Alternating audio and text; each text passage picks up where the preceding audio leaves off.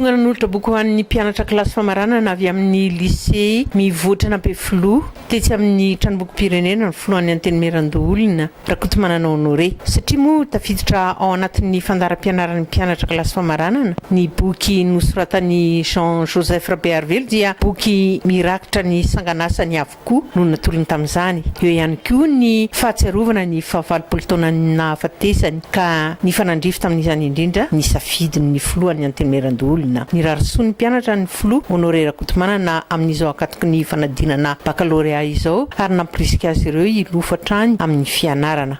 Rasotra tena izay ao amin'ny Antenimierandoholona mba fanadina somatsara ary rehefa vita vita fanadina dia amin'ny alalan'ny fifana izay sazy anareo rehefa mavita fianarana ianareo dia mba azo asa satria anomboka ny izany hoe profil identificatif dia iompana be dia be amin'ny tanora zany izay zany areny amin'ny Antenimierandoholona iompana be dia be amin'ny tanora zany. Tetsy ankilany kosa dia nisoratra ny filohan'ny Antenimierandoholona tamin'ny anaran'ireo mpianatra ny talehan'ny Alema tamin'ny nisafidianany ny lycéen'izy ireo sy tamin'ny nanolorany ireto boky ireto. Tsara ny mampatsiahy fa sarotra mitady ireto boky ny Jean-Joseph Rabearvelo ireto eto Madagasikara tany ivelany no natota izy ireo.